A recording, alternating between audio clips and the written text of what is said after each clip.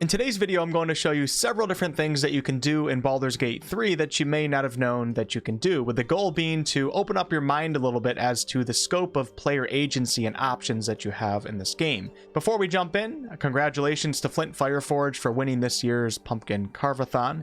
That is a spectacular spectator. Let's jump right in.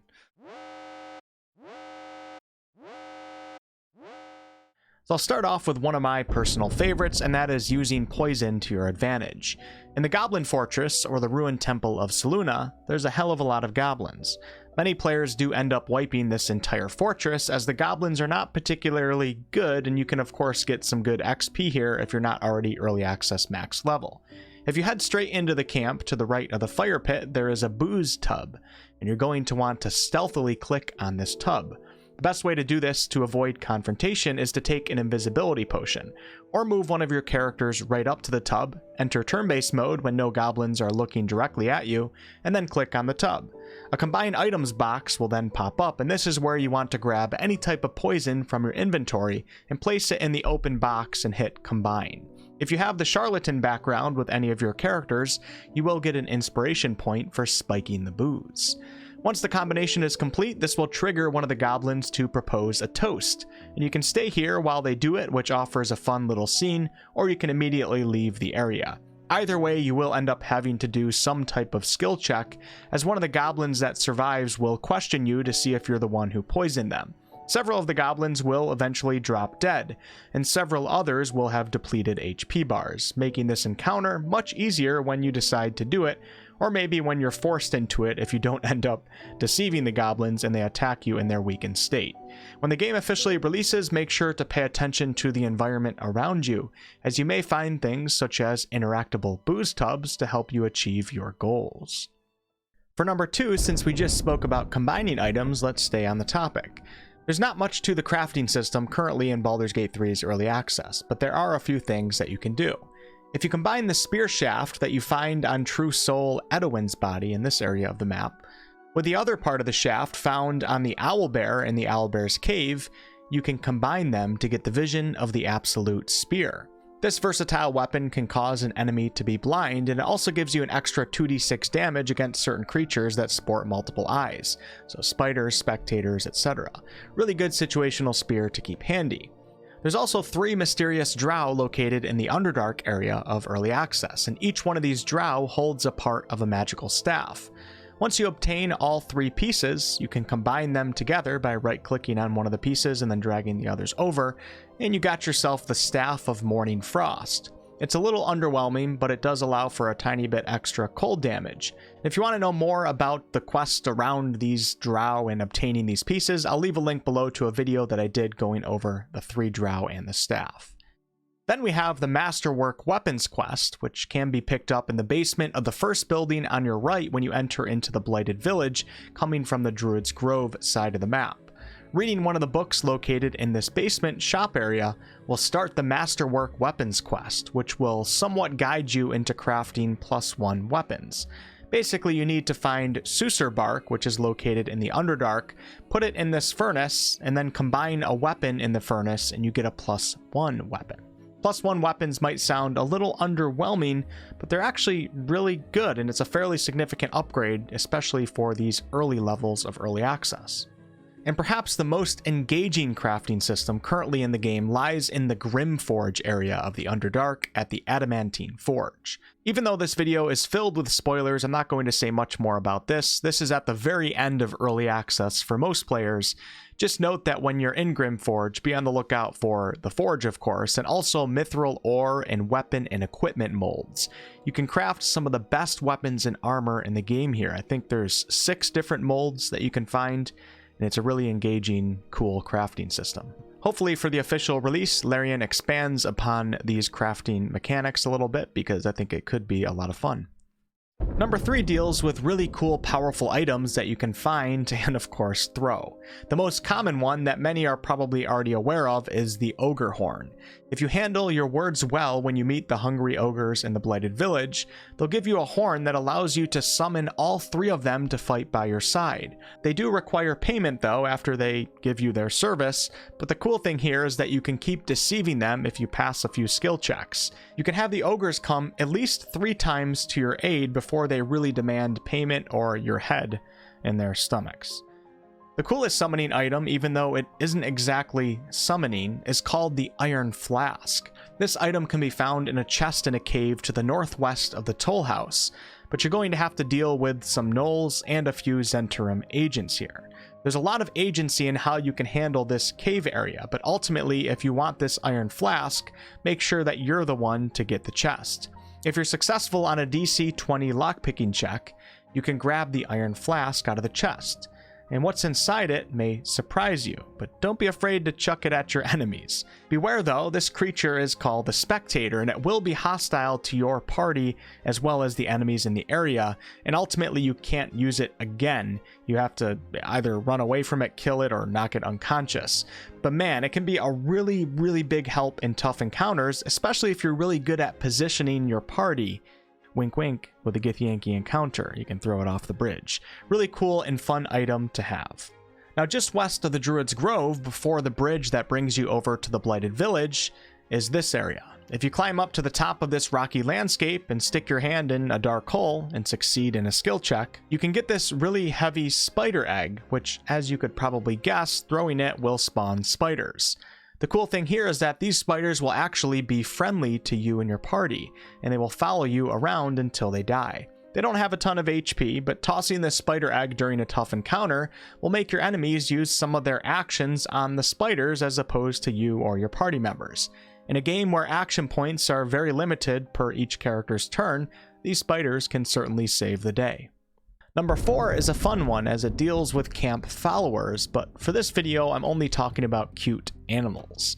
I'll start off with an easy one to figure out, and that is Scratch the dog, and Scratch can be found in the forest area northeast of the Blighted Village. If you handle your skill checks well, Scratch will eventually end up appearing at your camp and you can play fetch with him. You can also get an owlbear cub to come to your camp.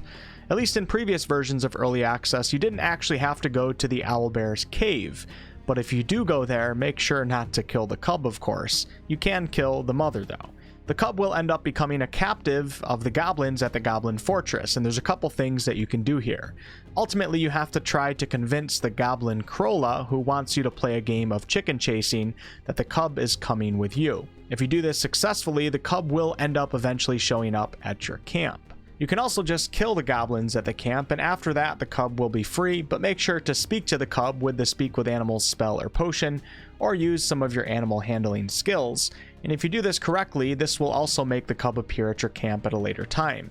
The cub and the dog offer some interesting interactions at the camp, and I look forward to seeing whatever creatures may be able to join us in the future. For number 5, I'm going to show you a little bit of how one player's Druid's Grove experience can be quite different from another player's experience. In the sunlit wetlands area, or should I say the swamp area of Baldur's Gate 3, there is a particular tree that has a letter hidden inside it. If you head to this area of the map, you'll find this tree, which from most angles will only show a huge stump.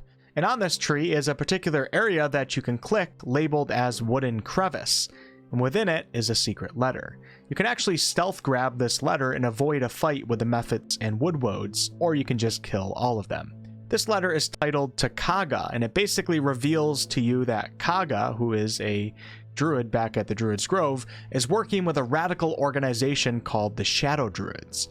If you go to the Grove with this letter in hand, you can expose Kaga, but you also get the opportunity to resolve the situation peacefully with her, and if you handle your skill checks well, Kaga will actually show regret and remorse for what she has done. I would imagine that most players probably don't ever see this permutation with Kaga, as they either never find the letter itself or they end up killing her beforehand.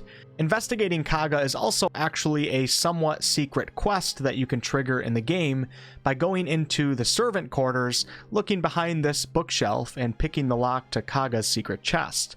Reading the letter within this chest will give you the quest called Investigating Kaga. This will allow you to do basically the same thing as you did with finding the letter in the swamp, and it also tells you about the letter in the swamp. Overall, this is a really cool example to help open up your mind to the possibilities of what you as an individual player can do in your game. Your experience can be quite different from another player's, and who knows the role that Kaga might play in the future for players who do make her realize the error of her ways. And I love you guys so much that I'm going to give you bonus number 6, which deals with ways to get places. In this example, I'll be talking about the Underdark specifically. There's 4 different ways that you can find yourself in the dark and deadly Underdark area of early access.